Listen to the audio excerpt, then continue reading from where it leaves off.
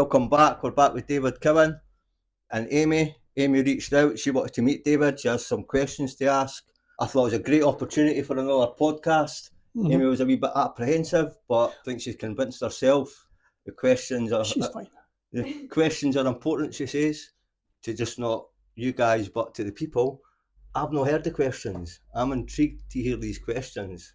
And then I've got a question to ask after Aimee's asked her questions. So I'm going to pass these on to Aimee, guys. Well, it's really fascinating that you've done so much work with the stones and the Leylines, and learning about the cup and ring mark stones. You're the first person I've actually heard of that knows that they're for energy. I'm the only person that knows.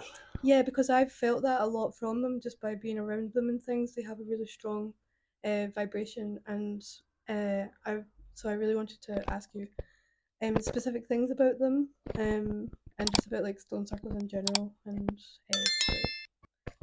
how it all worked. First off, about people saying that the cup and ring mark stones are maps, and do you agree or disagree with that? And if you do agree, then are they connected to the stars to help to remove dark energy, or would you say that that's just a conclusion people have made to understand the mystery of it all? Okay.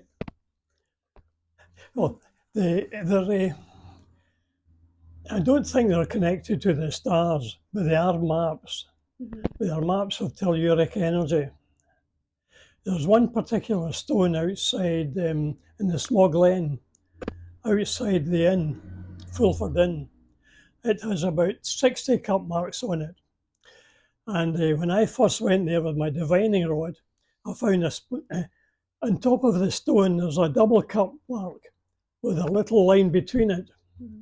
And I found energy around that stone that went about 200 or 300 yards to another small mound, then back again.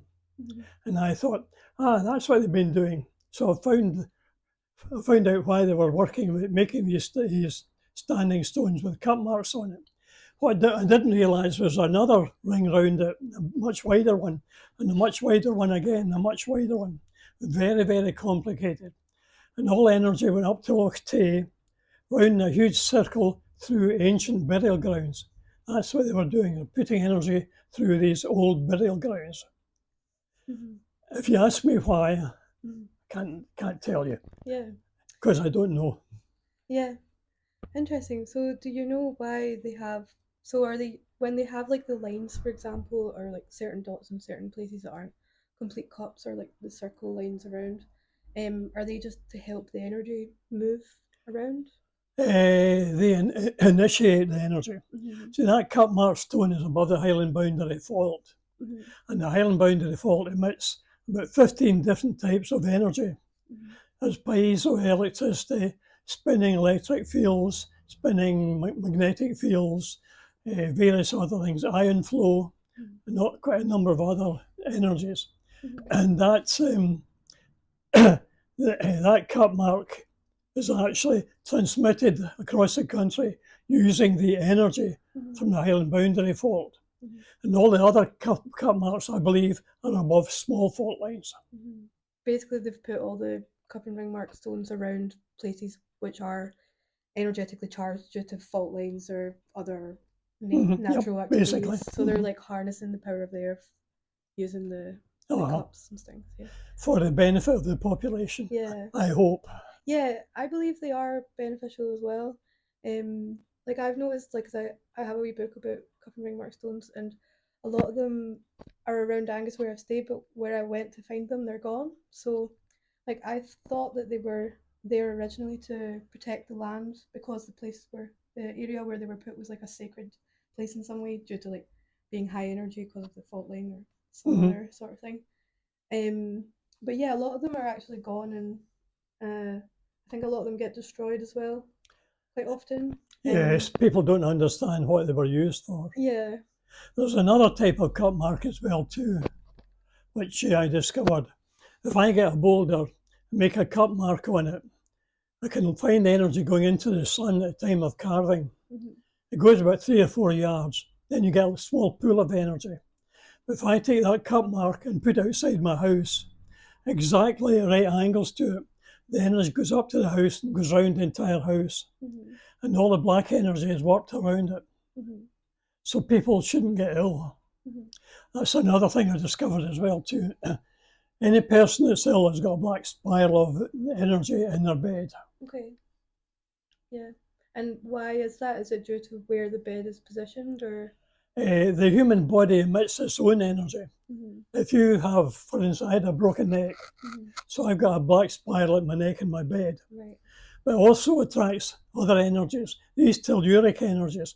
You have a whole grid of them coming across the planet.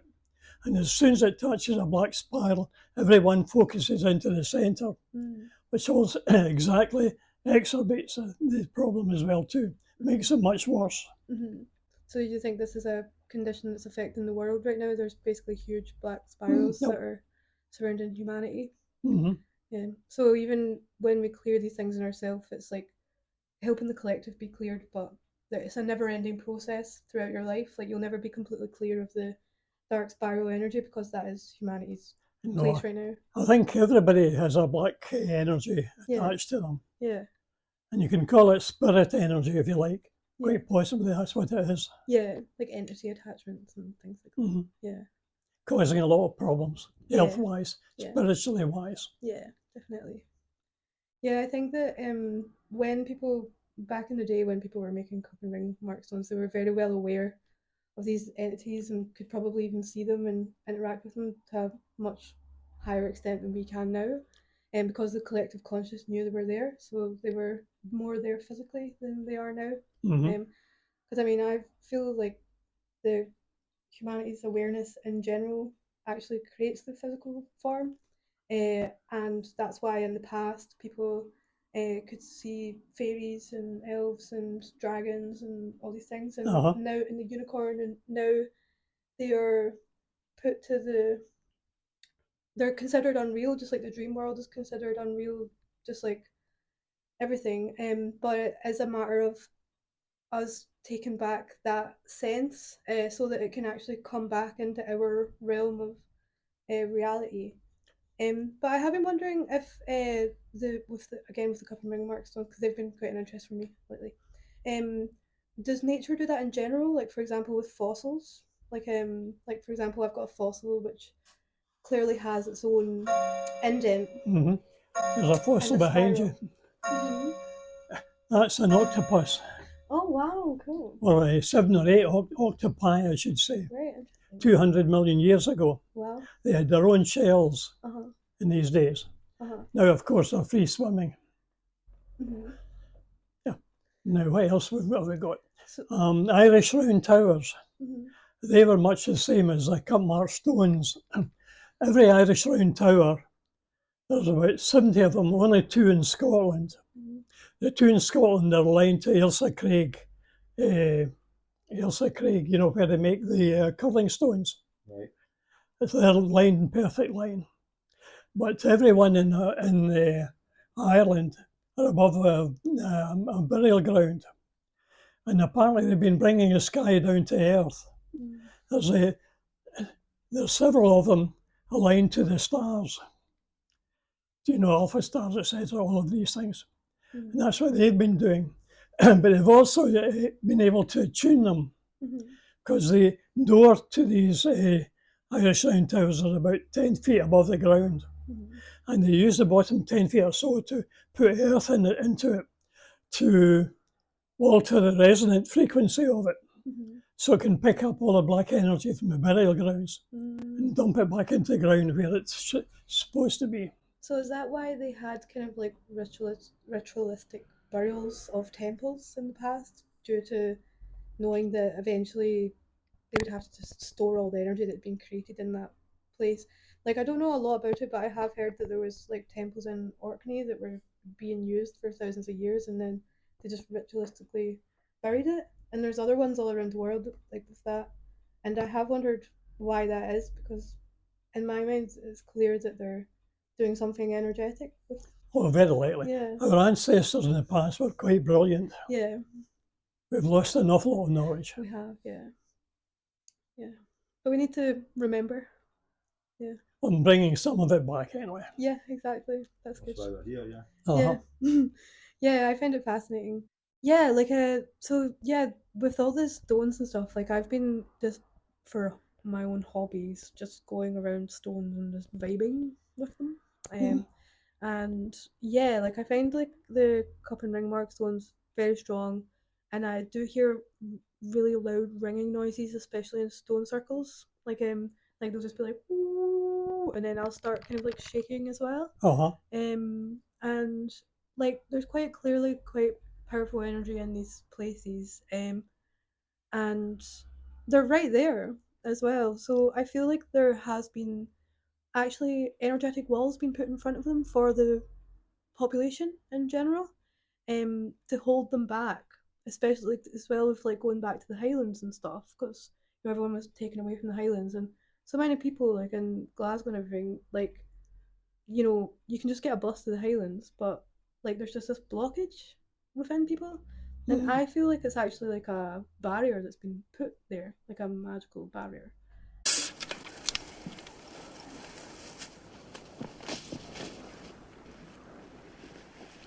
Well, what are you waiting for? Tommy, this is not natural, man. It's a great outdoors. It's fresh air. Look, Tommy, we know you're getting a hard time off Lizzie, but there's really no need to take it out on us. Doesn't it make you proud to be Scottish? It's shite being Scottish! We're the lowest of the low! The scum of the fucking earth! The most wretched, miserable, servile, pathetic trash that was ever shot into civilization! Some people hate the English, I don't! They're just wankers!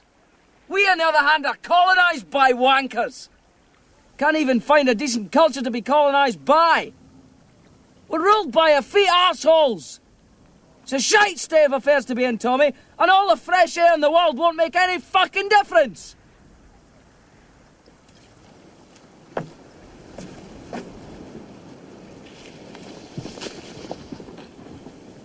Sorry, man. No, I'm sorry. I appreciate it. And yeah, so like for everyone, it is a matter of actually like breaking through the barrier that's been placed on humanity. But yeah, so I don't know, like I've been enjoying going to stone circles a lot. So. Like with stone circles and standing stones as well, something I've noticed just from being around them is there seems to always be quite a significant mountain or like small hill pointing towards the stone or the stone circle. And when I've been at these specific stone circles, I felt really drawn to go to that hill. It just seems like there's some sort of like a energetic connection. So I was just wondering if you knew anything about that, or if you could tell me. Yes. What that Well, means. as I was saying, that double cup mark on that stone, it's connected to a stone circle in Loch Tay. And there's 6 stones there. The energy goes from the standing stone through a stone circle, up in a circle, back again, up in another circle and back again. That's what the 6 stone circles were for, to transmit the energy into a circle through the old graves, old burial grounds. So you think that all stone circles were used specifically for burial grounds? They're different purposes.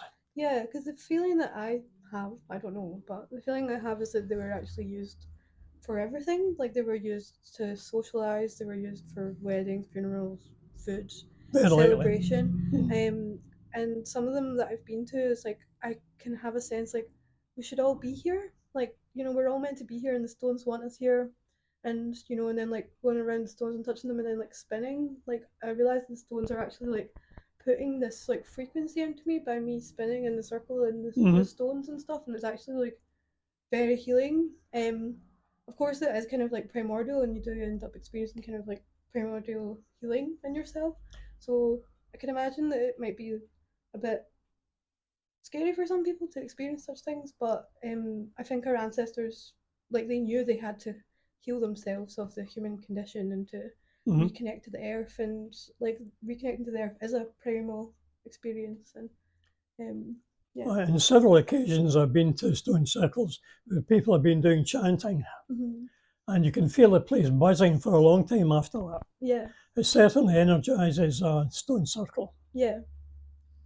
Yeah, I think the stones like want us here.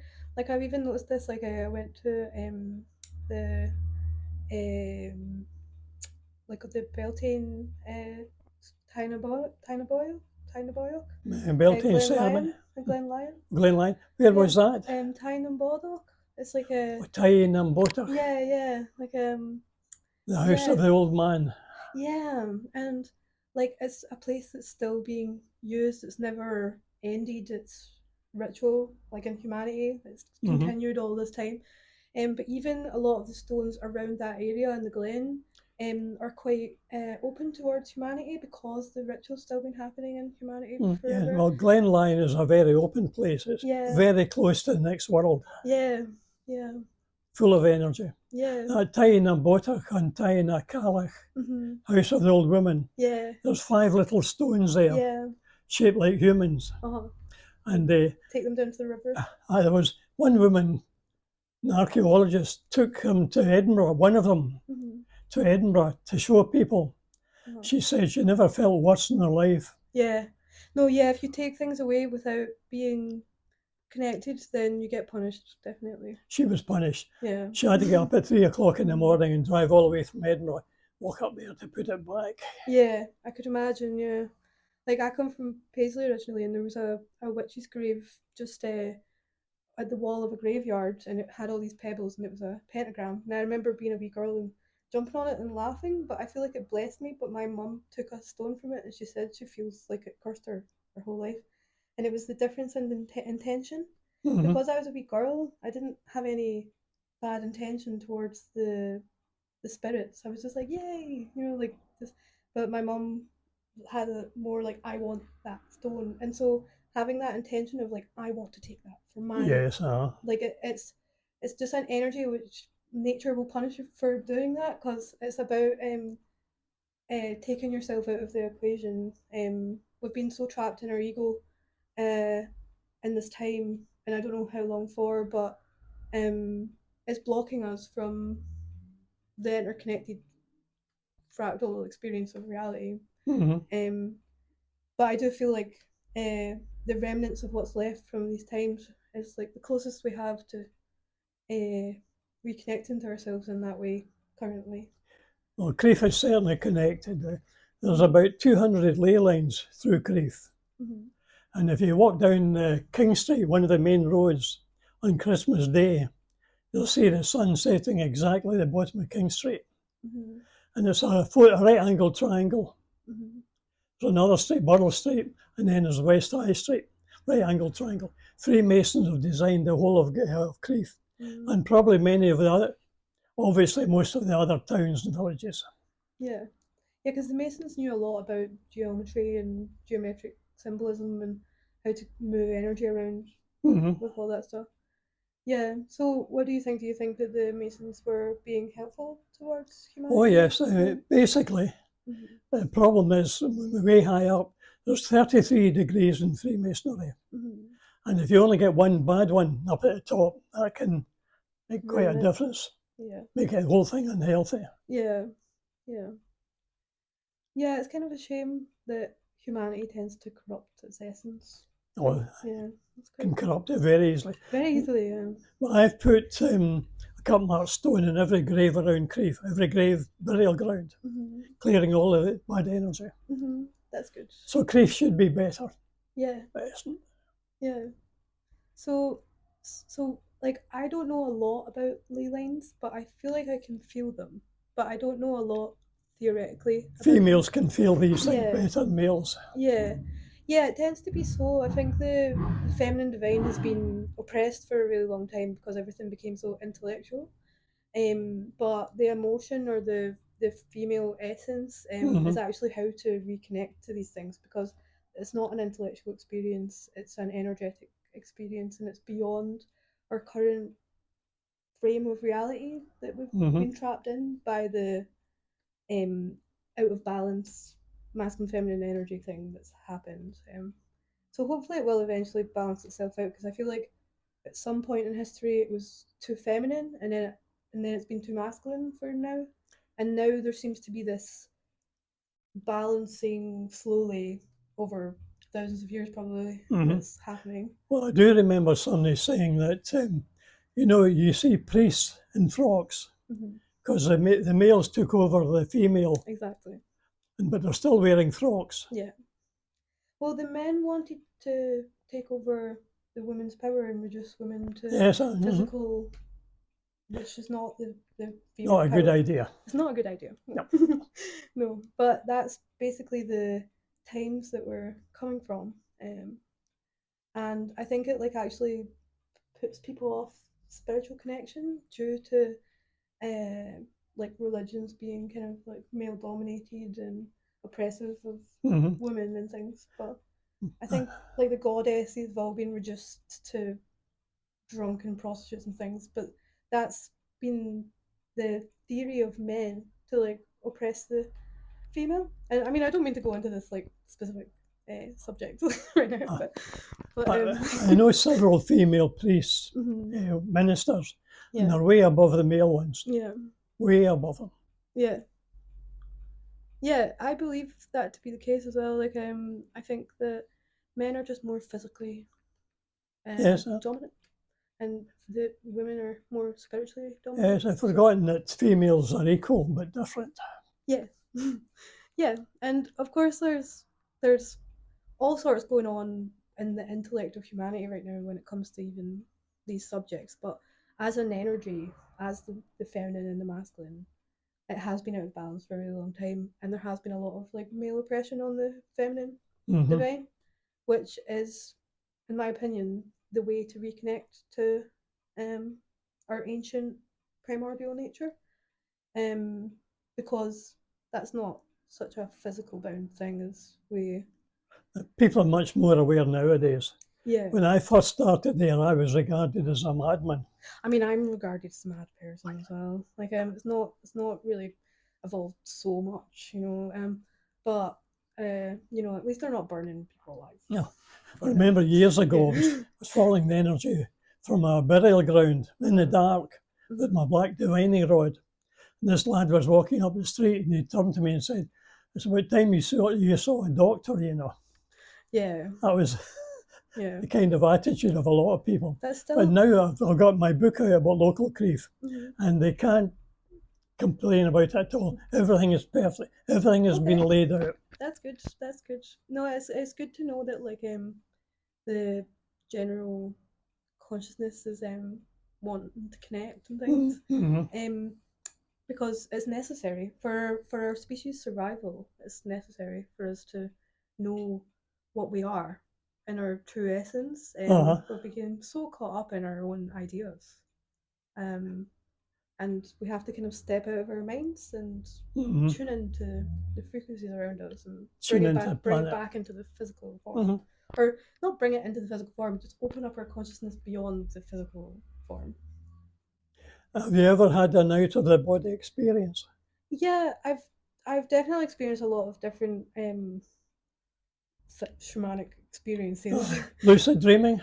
Yeah, lucid dreaming, and just visions of interacting with myself in the future and them healing me now, and then me doing that for my past self, and just interacting with the cyclical fractal nature of humanity and my own essence, and like it's all kind of unfolding like that, and then there's all these like correlating lives from all these different times and all these different realms, and like I've had little snippets of clarity about those sorts of things over the years, particularly with like the kind of like elven fairy realm people or creatures or whatever you want to call them. They are here, and I know it's a bit beyond people's belief, but if you just kind of like put your eyes a bit further back, they'll show up like in the grass. Have you ever seen the future?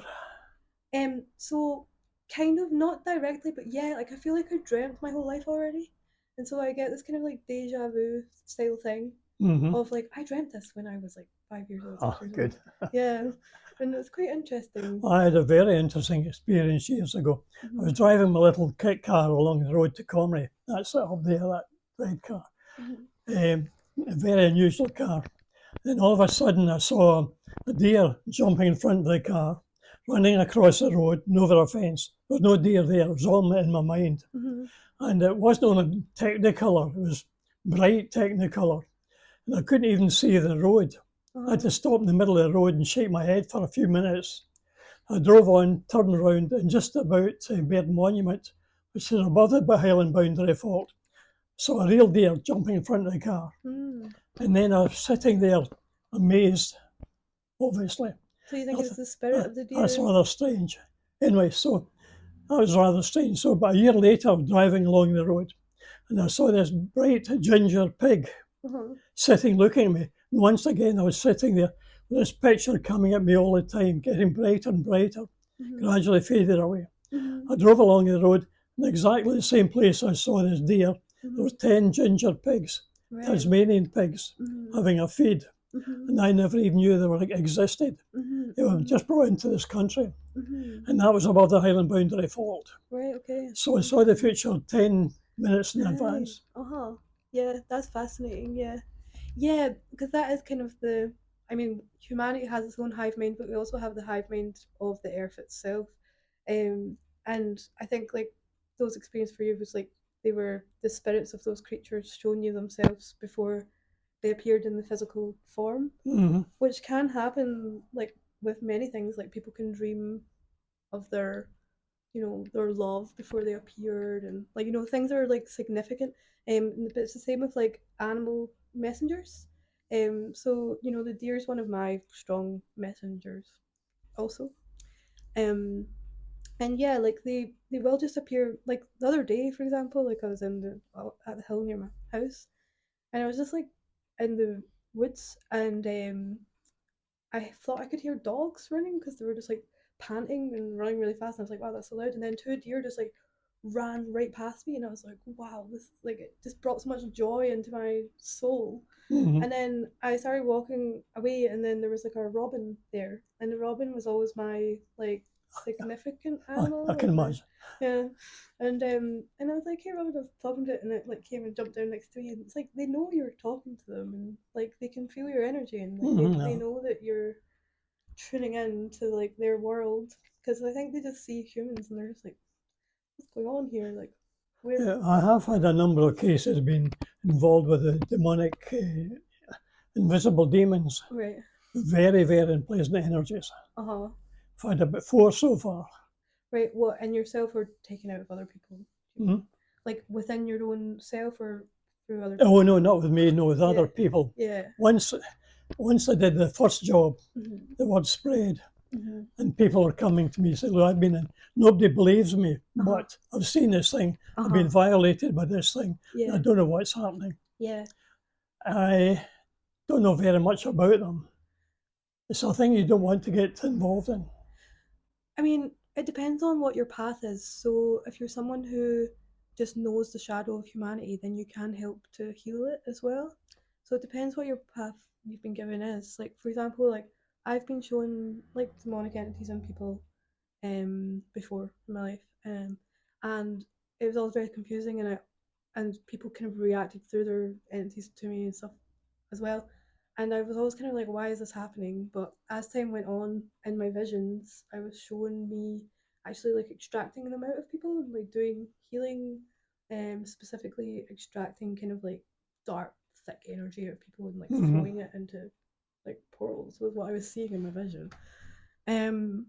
And yeah, like over time, like I have like practiced on certain people, just like trying to heal them, and I'm like kind of at my early stages right now of basically extracting dark entities out of people.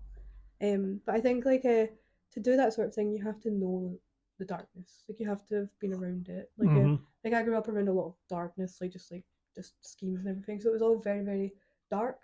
And so because I've transmuted that, because when you become attached to your wounds and identify with your wounds, it just hurts you and you get absorbed by these entities. But if you can learn how to alchemize that shadow and turn it into light, then you can actually help pull it out of other people. And so that's why it's actually a blessing to suffer if you know how to work with it, basically. In the Catholic Church, they only let the oldest priests try to reduce demons, right? Because they if they happen to be injured by a demon, rather than a young priest that can ruin his entire life, they only use the older priests. Yeah. Well, I mean, I think if you're just like a kind of an ancient person that's before the church even was a thing, then it's kind of irrelevant. Like so although of course it is important for people who follow religious doctrine, if you are someone who's just kind of an ancient human that's from before that time, then you can just channel into your ancient self to help heal humanity by basically bringing them back to themselves. I only wish I had a woman's intuition. I go into these places, with and people being attacked by invisible demons. What's going on here? If you can actually feel the energy. Yeah. Nasty, nasty things. I think alcohol is a big problem. And drugs. And drugs, yeah, like alcohol, drugs, even like junk food, everything. It just like basically breaks holes in your energetic field, your energetic body, like your aura. And basically just these entities can like slip into you. And people can also have them jump onto them by other people. So a lot of the time you'll get like psychologists and stuff like that, and they'll be full of these entities that have jumped onto them by like patients who are dealing with like really strong attachments and stuff, but they don't even believe in it and things. And it is a mad thing, like because I've always been quite interested in talking to people who have like schizophrenia and things like that, because I feel like they are natural shamans. They've just not been able to direct it, and they've been caught up in the shadow too much, and it's very confusing in this time because we don't have guidance for being this kind of person. But I was speaking to this one person who said that they were like freaking out because the psychiatrist had a jumper demon in them that was like trying to jump into him, and he was like freaking out. So then they like put him into a room but they couldn't see what he was saying, kind of thing. And it is fascinating. Like, of course, it's good not to like focus on them too much or like give them power. It's good just to kind of not laugh at them, but just be like love them, really. Like, I think it's actually so silly to think that everyone in the past was just stupid, and now we know because we have phones and things. Like, it's a really weird perception that we're in currently, like as a collective species. I think it's particularly in the West that it's so bad in that way, of like just the complete lack of sense of anything beyond this physical form. And now people are going into like the digital form, so they're even losing touch with the world physically around them, which is crazy. Like, but yeah, I don't know. One thing I've discovered about Crieff, I don't think I mentioned it during this conversation.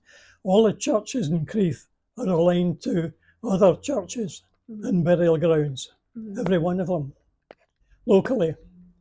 And when I found that out, I thought, how about the Catholic Church? Fairly recently built. So I drew a line in Google Earth and drew it right around Perthshire, nothing there. That's strange. And I thought, oh, there's Italy there. I wonder. So the energy goes exactly down from the central ridge to the obelisk outside the Vatican. Exactly. And how they did that over several thousand miles, I do not know. And the other side ridge goes up to a standing stone in Crieff called the Witch's Stone. Right. So the churches were all very involved. It seems like the churches were put on top of ancient places. So the places where they chose to put the churches were already on top of special places for the people. Like, you know, the churches might have been put on these places that make these geometric symbols, but it wasn't the churches that made those, it was the people beforehand. The churches just put their... Well, the churches, the burial grounds were placed above volcanic faults. Yeah. So why would they put the burial grounds on top of the volcanic faults? Does it help the spirits leave? Well, as I said before, you have a black spiral from a grave and a white spiral. Black spiral is unhealthy and it's attracted to people. So to get rid of that, they used Irish round towers in Ireland, resonating frequency to attract that energy. And also the white spirals also go to people's houses for health. but I haven't done very much work in that either, not as much as I'd like to. Mm-hmm. I think that my forte is kind of in the healing using ancestral information stuff. So like, that's kind of like where I'm at and like what I like to do. So I'll try and do some. I'll show you how to use divining rods to find energy in a person's bed. Okay, yeah. Which is very important. Yeah. So, for example, when I was using my rods, like, I found that when it was saying, like, no, this is kind of bad, it was like swinging. Whereas when it was happy about it, it was just kind of like sitting, holding in place. Is that right? Because that's kind of what I felt was happening. So, explain again. So, I had two things on my wall. One of them was a new-ish thing. One of them was like an older thing. But both of them were like of like skulls and things like that. So I was kind of like concerned that maybe they have bad energy because they're typically like they're death. But actually, when I put the rod to the squirrel skin with the skull, it was just like sitting like this and was quite clearly happy. I think you're more sensitive than I am. Oh, right, okay. Because then when I went to the pigeon wing, which had been there for about 3 years and had an alder branch on it, and it was quite even covered in dust and everything, it had been there for quite a long time. When I put the rod at it, it was like swinging and it was very like, no, this, you don't want this here. And it was quite interesting because I kind of assumed it would be the other way around because obviously the rabbit skull, and I was just kind of, because there is this kind of like idea that like death is going to be a bad energy, but I've found that it's not the case. It's more what's been put into like preserving nature isn't inherently bad energy. When I was following the energy from that cup marked stone, one of the things I discovered you probably don't know the serpent of St. Fillan's, or crocodile. No. So that's up there. Oh yeah, I've seen that before actually, but I don't know what it's it a is. huge stone with a painted like a serpent or a crocodile. Okay. And there's a ley line runs up that. Been put there by our ancestors. Using my divining rod, falling up into the hill. Then I came across a student in a dead deer. Well, that's a bit strange. It was in a ravine, I'd fallen down. I thought, well, that's natural. A little bit further on, I stood in something soft, and there was a blizzard, 6 inches of snow, and that's soft as a dead sheep. Then after that, it was dead birds all the way along to Loch Tay, which is about 10 miles away. I jumped over a sheep hag, not a sheep hag, into a ravine, and I happened to see something behind me. I looked round, it was a dead seagull, just a skeleton with its wings spread out, huge thing. That's rather strange. Another mile further on, I had to stop to get a drink of water, the small bird. Taking water, and then I noticed a dead bird underneath it, exactly under my hand. Mad, yeah. So I was tuning into dead animals all the way along. And it was only later when I was experimenting, I took a sheep skull, and I discovered the sheep skull gives an energy field about 100 yards across, the same shape as the sheep skull itself. Right, yeah. And if there's any of these black waves coming in, as soon as it touches the outer side, focuses into the centre. Right. What? So if there's a sheep skull, if dark energy tries to get to the skull, does the skull protect itself with its own energy field, or? It's not protecting itself; it's attracting the energy. It's attracting. Okay, so basically, death does attract dark energy. Yeah. Yeah. You think about it, there is no death because even the decomposing process is life. That's like life's always there. Exactly, it's all energy, and once something dies, it just becomes something else. Chinese knew a lot about that feng shui. Person dies, they would have to take the person away to die in another bed. Otherwise, that bed would become haunted. Right. Yeah. And they had a certain ancestral place in the house as well too. But they had the Chinese believed that the human beings had 3 different spirits: the Hun, but I can't remember the names, but there were all 3 different spirits which they could connect with. Mm-hmm. Hun, Po, and something else, can't remember now. Mm-hmm. Yeah, it's very... Egyptians as well. The what? Egyptians. Egyptians, yeah. And the American Red Indians. Yeah, yeah. But Yeah. the West, no idea. Well, I think they did know, but They've lost it. we lost, yeah. Yeah, but I mean, I think it's been kind of purposefully held back as well. It's not like everyone's just decided not to. No, we live in a very scientific world. You have to have a scientific explanation for everything. Yeah. And you can't have a scientific explanation for that. Exactly. Yeah.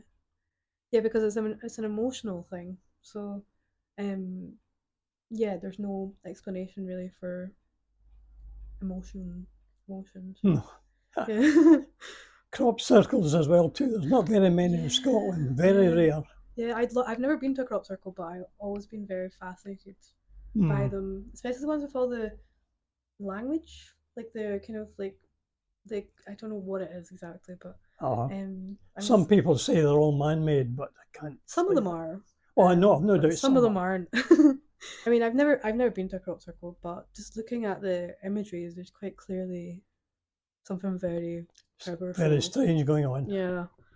And of course, you get the man-made ones where it's like a circle. With I wish people wouldn't do these sort of things. I know, because it kind of ruins the... It ruins the whole thing. Does, people can't... Exactly. Well, that's what they kind of do. They, like, make it silly. Like, so for example, like astrology, you know, they put the sun signs in the newspapers and, like, they make it silly so that people don't look further. Like, and even just everything. Like, we've been given this kind of silly thing to kind of occupy ourselves with.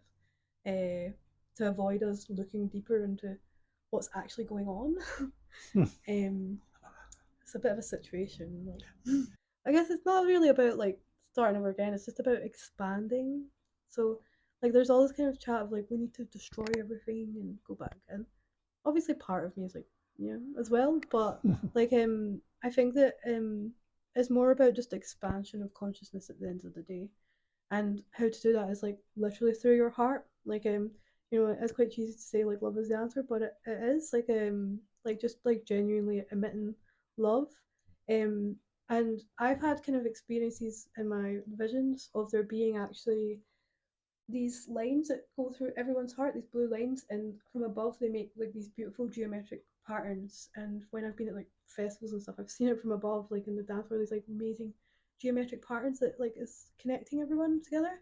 And I don't know if they're connected to Leylines. I don't know if it's a similar thing or like what it is, but I've seen it, and yeah, like basically humanity connects through the heart, and we become close-hearted and shield ourselves from existence entirely. We close ourselves off from existence entirely by closing our hearts. So it is kind of like another thing we all have to do is just like open our hearts to life and not be living in fear. Town of Crieff is built like a 6-pointed star with St Michael's Church in the very centre. St Michael was, of course, was a dragon-slaying saint. He pierced Omphalos with his sword or lance. Yeah. It's all symbolic in Crieff. Yeah. Quite an extraordinary town. And I think all other towns around this area are the same as well too. Yeah. So what do you think about all the dragon slaying? Do you think that they were... I think they were earth energies. Yeah, they are. Yeah. Like they're also feminine. Yep. And yeah, so these archetypal saints murdering dragons is... Well, the dragons, of course, are the flying... You know, there's something very strange about this area. We have a number of volcanic anomalies, vitrified forts. But the original forts were timber built with big boulders around them. And they were melted. It takes a tremendous heat. The scientists have never been able to understand it. They've tried to replicate it, and they've used an enormous amount of wood discovered, and they only got 1 or 2 bits of vitrified. But they're all above the Highland Boundary Fault. So where does the Highland boundary fault start? Like Fort William or? Stranraer, Okay. just to the east of Edinburgh, I think. No, Okay. east of Aberdeen, Mhm. right down through Comrie, Crieff Comrie, Mhm. and it exits across to Ireland. Okay. The bottom, can't remember where. The whole Scotland at one time was part of America, Yeah. several hundred millions of years ago. Mhm. It's broken off and spiraled down and hit England. Mhm. Mhm. Yeah, yeah. Yeah. So that's why we have Great Britain now. Yeah. Yeah. It's quite fascinating. So would you say that where particular ley lines are and stuff was where old kingdoms would have been? Like for example, like Dalriada and Pictland and like Britons and stuff like that. Would they, because they were probably still more in tune with the natural formation of Very reality, much more. yeah, would they have been potentially living in amongst like actual boundary lines of ley lines or anything like Oh that? yes, they Yeah. were very much interested in ley lines in the past, Mhm. earth energies. Yeah. But like when you look at the maps of the old boundaries of the kingdoms, do they match up with the ley lines? Mm-hmm. Have you Sorry, seen- repeat that, please. When you look at if you look at a map, for example, with like Dalriada, Pictland, like the Britons and whatever, Uh-huh. are the ley lines interwoven with the actual boundary? Not that I've come across, haven't done Mhm. any work in that. Yeah. But what I've discovered is Scotland has 15 volcanic plugs, Okay. and that's why we have so many ley lines around here. Mhm. If you take one of the things I discovered when I was following the energy from burial grounds, walked hundreds of miles, following energy north to south, Mhm. across from northwest to southeast, and northeast to southwest. Mhm. There's a big map in my wall next door in my main bedroom. Mhm. Just it started off with one map, Mhm. and it got bigger and bigger until it covered the whole wall. Mhm.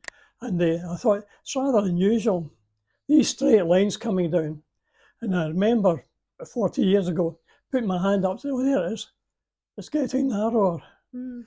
It's getting narrower on that side as well. So put on more maps and discovered all energies were going to volcanic plugs of Stirling Castle, Right. Edinburgh Castle, Mm. and various other castles as well too. Right. So And where the are energies cross, that's where they put the old burial grounds. they? Okay. I think where, King where, Charles should know about these sort of things. I'm sure he does know. Yeah. I'm surprised he hasn't been knocking my door for more information. Yeah. That's why Yeah. they're always at St Giles and the castle and all the energy there. No. Mhm. Yeah, like so what particular areas of Scotland are the volcanic plugs in? So are they specifically around here, like Stirling and Crieff and everything? Or are they also like in the Highlands? They're located all over the place. Yeah. So like for example, it's like Skye. The Skye seems to have like quite significant frequencies going on for some reason. Well, of course, they've got the Yeah. Quirang there as well Yeah. too, Yeah. and various other volcanic anomalies. Uh-huh. Yeah, and just like in all the Highlands and Islands in general seem to be quite. But England doesn't have very much at all. I think it's just been because there's so many people and it's been so captured for so long. It's just buried underneath a lot of. That's one thing about this area. When I was Yeah. following the energy, I didn't have any problems with other houses or things. Mhm. But I did discover one or two castles with ghosts in them. Mm-hmm. And I think the ghosts are very much connected with these earth energies as well. Mm-hmm. So were you just using your rod and following the energy by it showing you which direction to go or something? Oh yes, the energy is a wave. Mm-hmm. Some very strange things happening there. It's a wave of energy. And a person, for instance, when he or she walks, they leave a double energy Mm-hmm. interwoven like a caduceus. Mm-hmm. But I've discovered so many strange things with that. One particular time I was following the energy from a cut-marked stone Mm-hmm. across a field, thinking about nothing at all. And the energy was about 6 meters wavelength, long, slow wave. floating along. Then all of a sudden it went to about a foot back and forward like that. So I was walking about 7 feet this way and 7 feet that way. And I wasn't making any progress at all. And I thought, it must be another leyline crossing. Tried to find one, couldn't find anything. I thought, that's unusual. I thought, what was I doing then? And I thought, I was thinking about a friend of mine who died years ago. And we used to have a great time walking across the hills. I thought, maybe that's what caused it. So I started focusing on my dead friend. As soon as I started that, the energy came back and forward, back and forward, back and forward. And then I tried to clear my mind. As soon as I cleared my mind, I went into the long wave again. So after that, I thought of various people I knew had died. That happened every time. Every time I thought somebody died, this energy was amplified. Very odd. Yeah. Wish other people, maybe yourself, might try it. Yeah, I'll try it. Good. Yeah, like I've been trying with the rods. I got rods recently just to try. I'm quite into divination in general anyway, but rods haven't been my particular branch of. But I've just been kind of using the rods for like yes, no, and kind of just specifically telling me if something's quite bad or good energy kind of things. But I was like asking like, are you this person, or like, are you like a human? Like, and it was quite clearly being like, yeah, I'm here. And I was like, are you helping me? And they were like, yeah. And I was like, okay, cool. It's quite fascinating, and because I think that like a lot of people, when they die, they become guides for humanity. And I think a lot of people who are even born now could have been guides but come back to like guide on Earth. But even when you escape this human form, you're still kind of within the kind of guiding humans to get there. I think there's basically each generation, the cloud is lifted a little bit more. So the work that each generation does, more people are born with that already being established as a foundation. And I also think that just because of the crucial times right now in humanity, like a lot of people are being born that come from ancient places or come from other realms, and we specifically need them to try and save our species before we destroy ourselves and things like that as well. But I think like for example, like I have a son and he's 2.5, and like he's quite clearly open in ways that I've had to do throughout my life. But because I've done that work in my life, that's his foundation to go from. And I think that's the way it is. So I think there is more and more people who have these kind of like senses or are being open to it and things. But there's just not a lot of reference to go on for people to kind of know that what they're experiencing is something, and like other people are experiencing it as well. And just to try and like connect with that instead of being in fear of your own essence as a human being.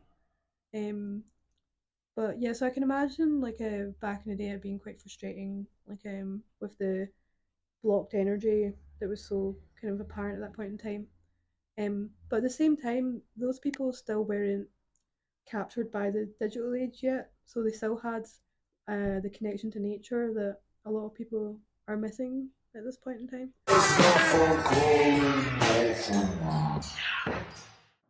Right guys, we're back with David Cowan again and Aimee. I lost a recording from the podcast that you just watched, so we've come back to ask David a very important question. The question I asked you last time, which I've lost the footage of, unfortunately, but fortunately we're back here to re-record it. I'd love to get you out into this energy, to embrace this energy with you. I've said that to you previous times before, but it can't happen because like you don't want to travel and stuff. No, I can't travel. That's understandable, totally. But I just love to experience being in that atmosphere with you, but that can't happen. So I do get around a little bit now, not quite so much. Right, okay. But so that's what made me come up with this question was, if you could teleport us to anywhere in Scotland concerning Leylines and Standing Stones, where would you teleport us to and why? Well, it would have to be the praying hands of Mary in Leyline. Right, okay. You've probably seen pictures of it. Yeah. There's a pinnacle, 2 stones like that together. the first time I came across that, I was following the energy from Standing Stone near Crieff, which is sending out circuits of energy around the country. And this particular one went over to Leyline. And as I walked following the energy with my divining rod, I saw this stone in front of me like that, with the flat edge of it. I thought, that's rather strange. So I walked round the side, and I saw it changing into the praying hands of Mary, two pinnacles, about 15 feet high. That's when I realised there was a line of energy going from that to Portugal, to the 4 stone circles there. So I followed it a short distance, and I thought, I have to find out where this energy is coming from.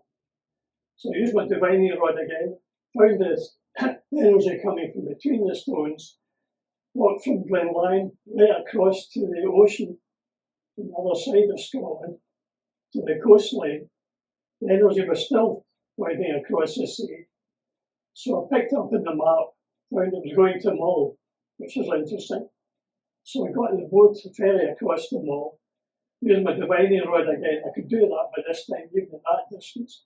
I could find energy, quite a broad stream of energy. Followed it right across the other side of Mull.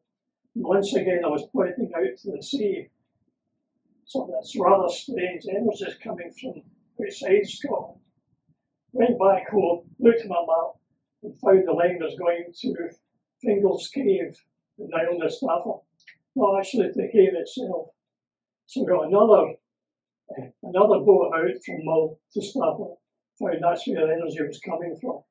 Stafford, of course, was a volcanic plug.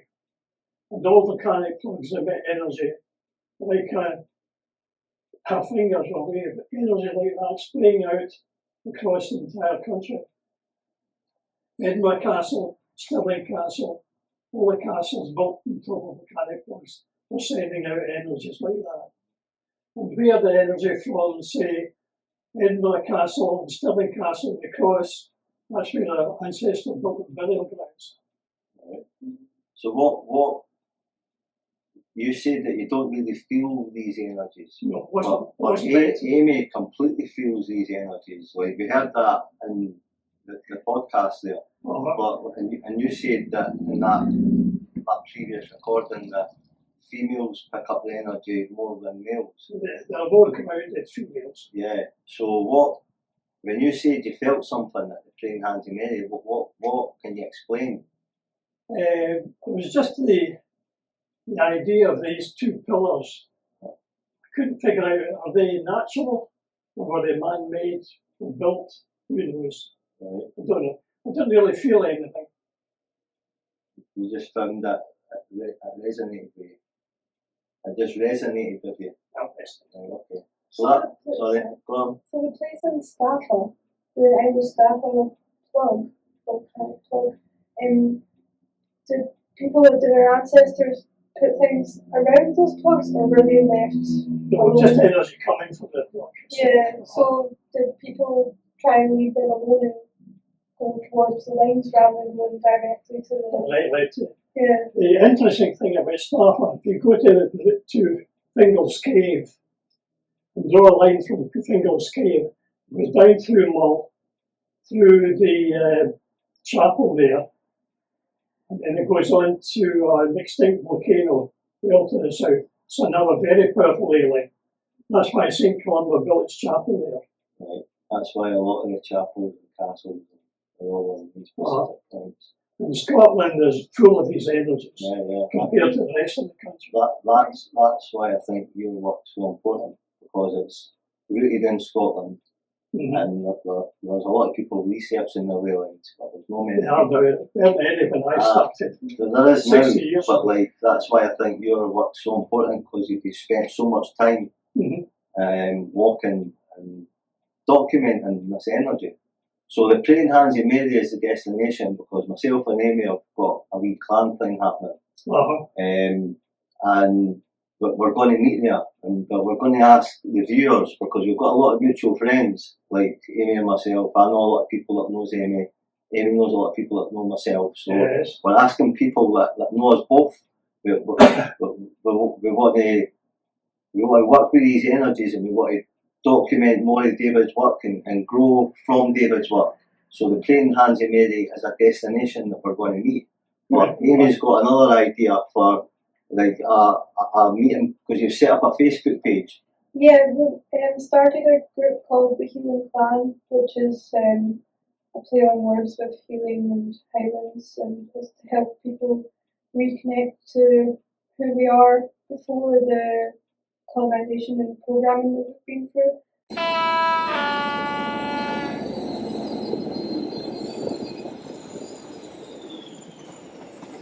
Now what? We'll go for a walk. What? A walk.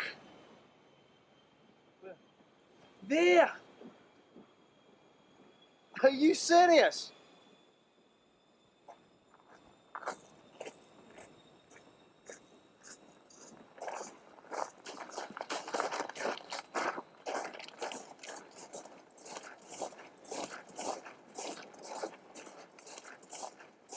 Doesn't it make you proud to be Scottish? It's shite being Scottish! We're the lowest of the low! The scum of the fucking earth!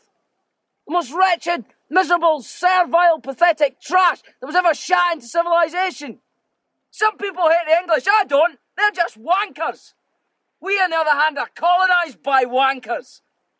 Can't even find a decent culture to be colonised by! We're ruled by effete arseholes! It's a shite state of affairs to be in, Tommy, and all the fresh air in the world won't make any fucking difference! A play on words with healing and highlands, and is to help people reconnect to who we are before the colonisation and programming that we've been through.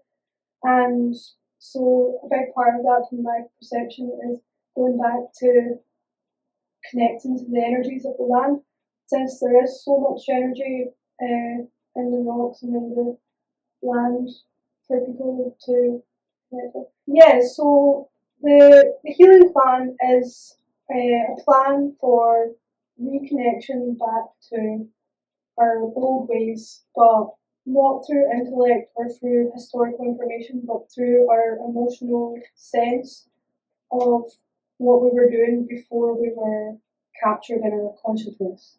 And so getting to the root of ourselves is the way to go, and going back to the land and back to the stones and back to the energy, in my perception, is the way to do that.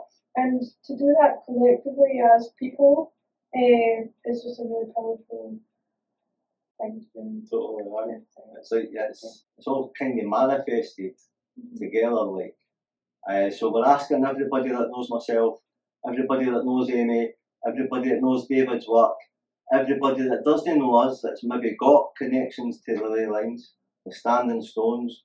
If you're connected to this in any way, join the Facebook page, and we're going to have a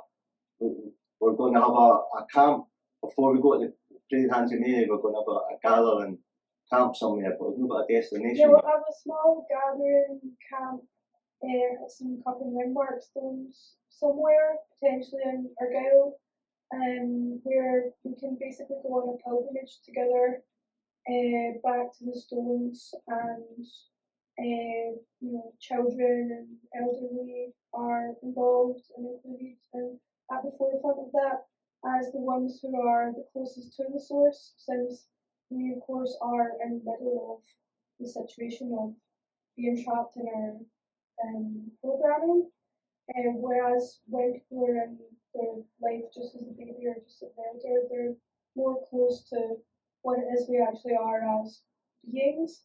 And it's really important at this point in time that we do remember and reconnect to what that is. Basically, it's really, really necessary. And that's my vision for what we're going to do. Excellent. So if you join the Facebook pages in the description of the video, it's called Healing Clan, and we'll have a date and a destination to have the little camp, the little gathering, to then progress further forward to the Praying Hands of Mary that David sent us. And this kind of takes me back to the first podcast that I've done with yourself, when we sat, and one of the things you came up with was you think it's important that people follow on your work. Because like if it's going to be lost if if it's not followed on, and that's exactly why I came here. Scotland is a remarkable place. Yeah, I only wish other people would carry on with my work. yeah. If they don't carry on with my work, it's going to be lost. That's why we're here, David. That's That's good. exactly why I'm here, Mhm. because people need to look into your work Uh-huh. and, as you say, follow on. Because, as you say, it's 30, 40 years worth of walking these lays Uh-huh. and picking up and researching the energy, documenting it. Mhm. So that's why we're here. We want to document more of it. I came here to promote your work and to promote yourself, because like 40 years of that work is a great service to Scotland. It really is. Unpaid. Unpaid as well, aye. And I mean, it's a great effort. But to be able to bring a clan into this, I think that it's empowering. It really One is. thing you have to be very careful not to make the same mistakes our ancestors made. Yeah. There's one standing stone outside Crieff. It's actually the recumbent standing stone. It's lying back with cut marks on it. And I followed the energy. It took me 10 years and about 3,000 miles of walking to find all the different types of energies coming from it. Spirals of energy. One I followed that was dedicated to pass through all our ancient burial grounds, one after the other, with all the dead in it. Right. It was a special type of energy. And they came up with some special things like contact with spirits. Have to be careful of that. Right. Because that can bring back poltergeists and all sorts of witches, goblins, long-legged beasties, etc. Right. And that's why I think the church stopped the knowledge. They destroyed it because of all the strange things that were happening. Right. They were terrified of ghosts and poltergeists and long-legged beasties. Right. You have to be careful with this. So protect ourselves. Be protected. So what if you want the fairies and elves to come back into our consciousness, and maybe it was a bit of fear mongering to remove the nature spirits from our consciousness?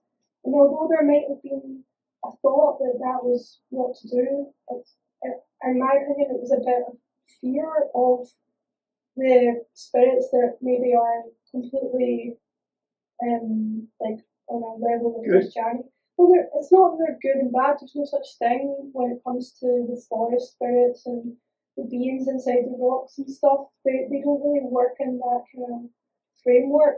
They're more the earth. They're made of the earth, and the earth is life and death. And so, from my perspective, that's something that's really missing in our consciousness, and I think it's important to try and bring that back. You're saying you think it's the church that's airbrushed that away. Yes. It's funny you say that, right? But they Because, still use the standing stones, even though they destroyed part of the knowledge. right. Well, with you saying that, you think it's the church that's airbrushed this knowledge away. Like, I live right in the heart of Edinburgh.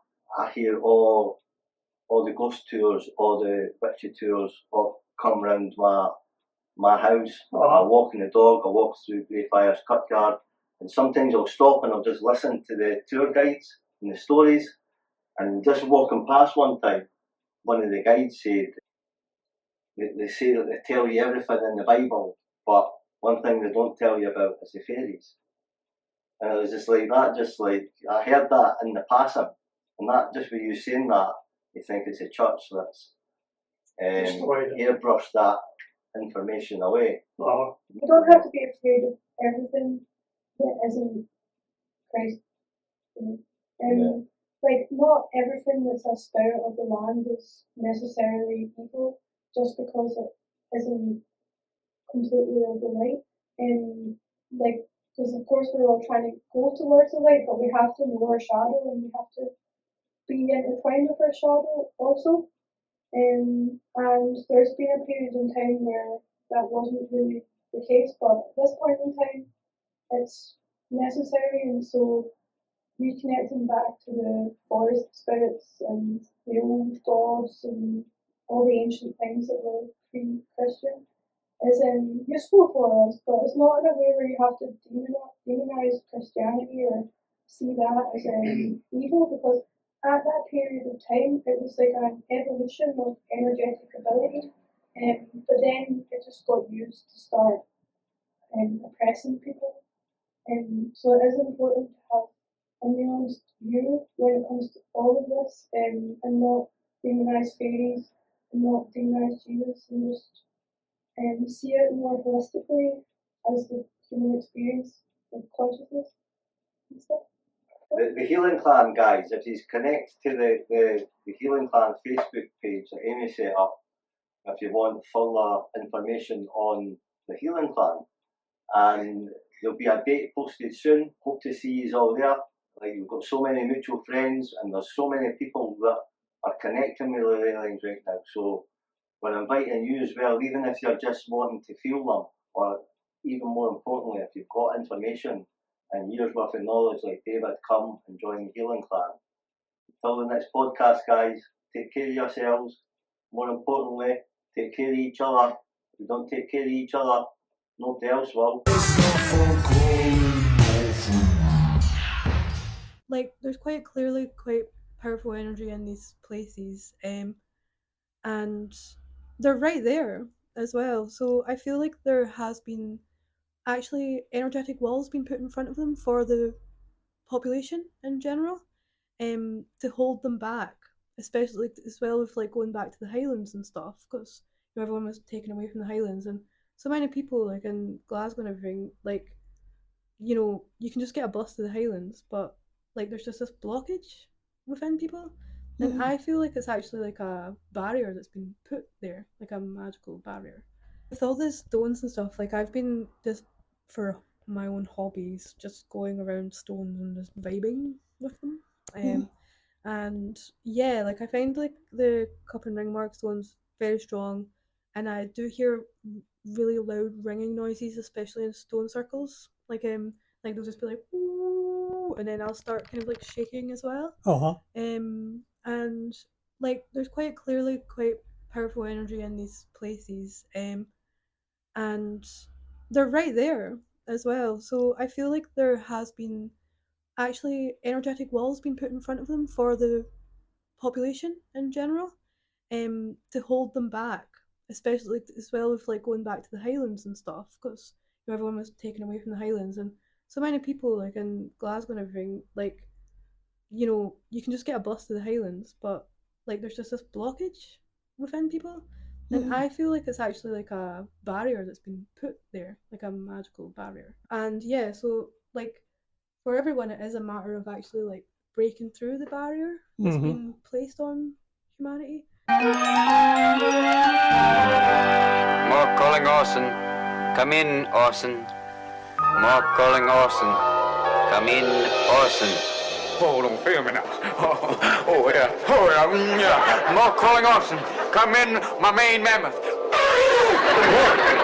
Now what's gotten into you? Oh, spirit's got a hold of me, sir. Gonna make me dance. Oh, yeah. No, yeah. Come on, Beebs, you'd be a better dancer. I don't know if you had feet, but let's go give it a shot. You've been warned about earth spirits. Are you possessed again? Oh, no, sir. I'm just dancing to the beat of life. See, this week I learned, sir, that without the right spirit, you don't stand a ghost of a chance. How do you get the right spirit, Mort? Well, most earthlings are born with it, sir, but the hard part is to keep it. How do people lose it? Well, in this case, sir, all people are sometimes ignored, well, they're pushed aside, and worst of all, sir, they're targets of abuse. They don't really lose it as much as it's stolen from them. That's criminal. I know, sir. It's my theory, sir, that all people have made a major contribution to society, and they deserve a better return than just half price at the movies. If we really want to make their years golden, I think we should pay them with our gratitude and respect. Until next week, sir. Nanu, nanu. My books also show how the cup marks and Irish round towers were used amongst many other things. For anyone who wishes to experiment with amplifying the energy from standing stones, please protect yourself by imagining an aura around your body, like in this picture, or saying the Lord's Prayer. There are websites which can help, and use this knowledge for the benefit of all life forms.